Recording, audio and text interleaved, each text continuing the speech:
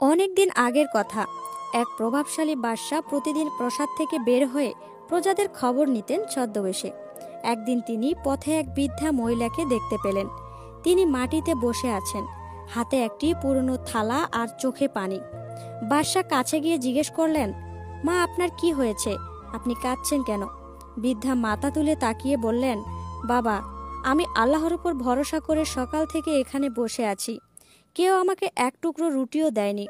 আমার পেটের ক্ষুধা না হয় আমি সহ্য করলাম, কিন্তু আমার অসুস্থ নাতিটা বাসায় ক্ষুধায় কাঁদছে। এ কথা শুনে বাদশার চোখে পানি চলে আসলো।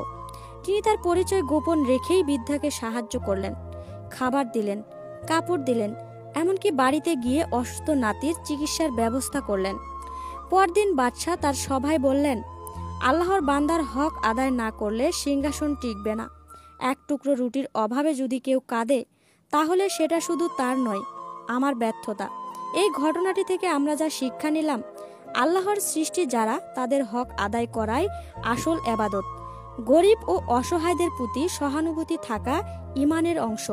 ক্ষমতা থাকলেও নর্ম ও খ্যাতমত ইসলামের শিক্ষা। দয়া করে ভিডিওটি শেয়ার করে পাশে থাকবেন। সবাই ভালো থাকবেন, সুস্থ থাকবেন।